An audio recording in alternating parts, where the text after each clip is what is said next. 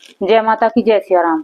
भाई मेरे पास है ना बहुत से कमेंट आ रहे हैं कि हम दरबार चला रहे हैं और हमें ये नहीं पता कि हम संकट को कहाँ बिठावें कहाँ छोड़ पावे।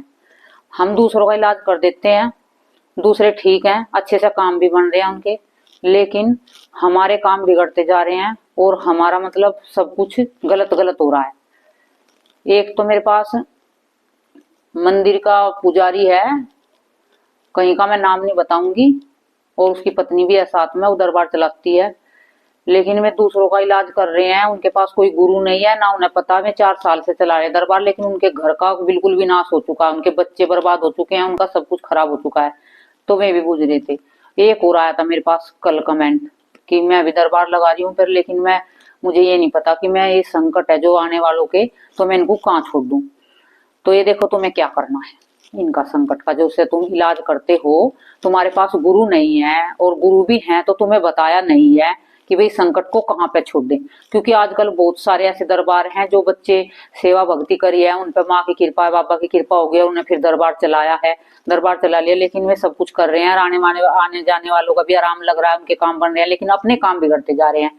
तो क्या करें, जब अपना ही काम बिगड़ेगा, अपने बच्चे खराब हो जाएंगे, अपने घर में मतलब हर चीज का दुख का सामना करना पड़ेगा, पैसों की तंगी, तो फिर दूसरे का भला करने से क्या वो होगा इसमें, जब अपना ही भला नहीं हो रहा।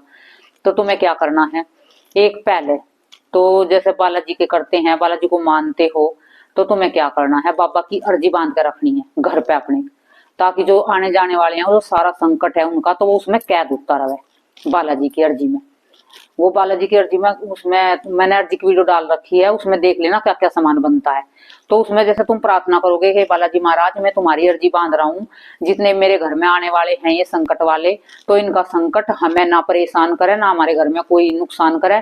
ये जो भी संकट है तुम इनसे अपने चरणों में खींचते रहो बाबा, अपने चरणों में बुलाते रहो, तो वो उस नारियल में कैद होता रहेगा तुम्हारे। फिर तुम उसे 6 महीने में, 3 महीने में एक बार बालाजी छोड़ के आना है, अर्जी को चढ़ा के आना है, अर्जी लगा के भोग प्रसाद सब चीज वहां पे। तो एक संकट तो ऐसे जाता है घर से। और एक संकट कैसे जाता है, जैसे भाई तुम गुड़गांव में जाते हो माँ काली का, या फिर माँ काली का कहीं मंदिर है, तो वहां पे क्या करना, तुम्हें महीने में एक बार, तुम हलवा बना के नहीं ले जा सकते तो सूखा सामान ले जाओ, 1.25 किलो रवा ले जाओ, 1.25 किलो चीनी और 1 किलो घी, उसमें एक पानी का नारियल और माँ का श्रृंगार और माँ का जोड़ा, चुन्नी साड़ी कुछ भी हो जो तुम्हारे पास, और माँ की दक्षिणा, ये तुम्हें मंदिर में चढ़ा के आनी है, माँ काली के मंदिर में महीने में एक बार। जो दरबार चला रहे हैं, जिनके पास गुरु नहीं है, जिनके घर में कहते हैं कि हमारे घर में संकट रुका, उनके लिए है ये। तो फिर तुम्हें क्या करना, माँ से प्रार्थना करनी है, माँ काली से, नको हे माँ काली, जो भी हमारे घर में ये जो इलाज करवाने वाले आते हैं बाहर से, कोई कहीं से भी आ रहे हैं, उनका जो संकट है वो हमें परेशान ना करे माँ। आज से हम ये हर महीने आपके यहाँ पे एक कढ़ाई लगा के जाएंगे, संकट को आप मतलब आपकी जिम्मेवारी है कि उस हमारे घर से जितना भी आने वालों का संकट है, आप उसे अपने चरणों में खींचो और मुक्ति दो। और आज से हम ये माँ महीने में एक बार आपकी कढ़ाई जरूर लगा के जाएंगे। और भाई जैसे वहां तुम्हें लगता है कि माँ काली का मंदिर है, वहां मतलब आने वाले जाने वाले खूब हैं, खा पी सकते हैं, तो हलवा बना के भी ले जा सकते हो। और हलवे के साथ में पानी का नारियल, श्रृंगार, साड़ी, माँ की चुन्नी, ये साथ में जरूर ले जाना, चाहे सूखा सामान ले जाओ चाहे बना के ले जाओ। तो एक इस तरीके से संकट छूट जाता है माँ काली के सामने। तो ये 2 हो गए।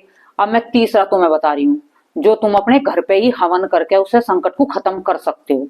तो तुम्हें क्या करना है, जैसे तुम्हारे पास बहुत ज्यादा आ रहे हैं इलाज करने वाले, कम आ रहे हैं तो महीने में एक बार करना। और जैसे हफ्ते में भाई 20-20 आदमी आ रहे हैं, 30-30 आदमी आ रहे हैं तुम्हारे पास, तो तुम्हें क्या करना है, तुम्हें एक संकट मोचन का पाठ करना, उससे तुम्हें हवन करना है, उससे आहुति देनी है और बाबा से प्रार्थना करनी है, उनको बाबा जो भी हमारे घर में संकट है, ये हम संकट मोचन का पाठ करेंगे आपको साक्षी मान के, और इस सब जितने भी संकट हैं जो आने वालों के, तो इनको मुक्ति दे दो अपने चरणों में। तो वो तुम्हें संकट मोचन का हवन करना है। सामगिरी में गुग्गल, लोबान, काले तिल, राई, पीली सरसों और जायफल कूट के उसमें ही मिला लेना है, और कपूर मिला लियो, थोड़ी चीनी मिला लियो, चावल मिला लियो, ये सारी, और घी मिला लियो उसमें सामगिरी में। तो ये तुम्हारी सारी सामग्री इकट्ठी हो जाएगी। तो तुम ऐसे महीने में, जैसे मैंने कही है ना, कम आदमी आ रहे हैं तो महीने में एक बार करो, और ज्यादा ज्यादा आ रहे हैं तुम्हारे पास तो हफ्ते में, जैसे शनिवार का दिन है तो उस दिन करना है। और उस हवन कर, जैसे हवन कर रहे हो तुम्हें ये क्या करना है, एक गोला लेना है, गोला, गोला सूखा गोला लेकर माँ काली का है या फिर बालाजी के किसी के भी हो, तो माँ काली के सामने रख दियो और उसे प्रार्थना करियो, हे माँ काली, जो भी है ये संकट है हमारे घर में आने वालों के, तो इसे तुम इस गोले में, इस नारियल में, गोले में कैद करो और माँ इन्हें मुक्ति दो। और फिर वो गोला लास्ट में उठा के हवन में डाल दियो। वो काट के नहीं रखना, साबुत रखना है, ताकि उसके अंदर जो तुम्हारे घर में संकट घूम रहे हैं, नेगेटिविटी घूम रही है दूसरों के, तुम्हें उसमें कैद हो जावे। और फिर जब से तुम्हें हवन में डाल लोगे ना, तुम्हें सारे जल के भस्म हो जाएंगे, मुक्ति मिल जाएगी, तुम्हारा घर साफ सुथरा क्लीन हो जाएगा बिल्कुल एकदम। तो ये 3 तरीके से मैंने तुम्हें संकट को घर से निकालने के तरीके बताए हैं। और अब संकट तुम्हारे घर में क्या क्या करता है देखो। जैसे तुम दूसरों का इलाज करते हो और तुम्हें ये नहीं पता कि भी संकट को कहाँ बिठाना है, तुम्हारे गुरु भी नहीं है, और गुरु भी है तो बताया नहीं है, गुरु ने धोखाधड़ी करी है तुम्हारे साथ भाई, जिससे बच्चा मतलब आगे कामयाब ना हो, मेरे से ऊपर ना जावे। गुरु बहुत से हैं जो जलन कर जाते हैं बच्चों से, हर कोई नहीं होता, मतलब कभी कभी कोई कोई हो जाता है, किसी का दिमाग हो जाता है, घूम जाता है, सबका मन एक सा नहीं होता है, तो वे लालच के कारण कर देते हैं, ताकि बच्चे जो भी मतलब उनके पास आने वाले हैं वे मेरे पास लेकर आवे, इसलिए कर देते हैं गुरु, ताकि उनके पास भीड़ लगे और बच्चों के पास कोई भी ना आवे। तो मैं इसलिए किसी को उन्हें पूरा सच नहीं बताते हैं दरबार में क्या क्या होता है और क्या क्या करना होता है, ठीक है। तो जैसे दरबार में तुम्हारे बच्चे बिगड़ने लग जाएंगे, गलत संगत में लग जाएंगे, दारू पीने लग जाएंगे, गलत मांस मच्छी खाने लग जाएंगे, तो एक तो ये इस तरीके से बच्चे तुम्हारे बिगड़ने लगेंगे। एक जैसे तुम्हारे घर में लेडीज हैं, बहू आई है, मैं उनके तलाक हो जाएंगे, संकट ऐसे ऐसे करते हैं, क्योंकि मेरे पास ऐसा केस आया है ना, तो मैं इसलिए बता रही हूँ। और क्या करते हैं, जैसे बच्चे हैं, वे तुम्हारी घर की लड़के हैं, उनके शादी हो गई, उनकी बहू आ रही है, चाहे तो तलाक होगा, या फिर बच्चे खराब होने लगेंगे उनके, क्योंकि जो दुनिया का संकट है वो तुम्हारे घर में इकट्ठा हो रहा है, तो वे तुम्हारा विनाश करने पे लग जाएंगे। और जैसे तुम्हारी बिजली की कोई चीज है, जैसे घर में पानी की मोटर है, एसी है, पंखे हैं, वे बहुत जल्दी जल्दी खराब होने लगेंगे, कपड़े धोने की मशीन है, और मतलब नुकसान पे नुकसान होने लगेगा तुम्हारा। दूसरों का तो भला होएगा खूब जम के, भाई आने वाले हैं उनको कोई कष्ट नहीं होगा, उनके खूब काम भी बनेंगे, उनके बच्चे भी होंगे, उनके काम भी चलेंगे, उनके संकट भी दूर होंगे, लेकिन तुम्हारा सब कुछ खराब होने लगेगा, तुम्हारा नुकसान होने लगेगा, तुम्हारे घर में संकट रुक रुक के तुम्हारी वो हालत करने लगेंगे जो तुमने समझा नहीं होगा। तो तुम्हें फिर बार वाले क्या कहेंगे, भाई दूसरों का इलाज कर रहे हैं, अपने घर में इतना मतलब हो रहा है, तो एक हंसी मजाक होने लगता है फिर।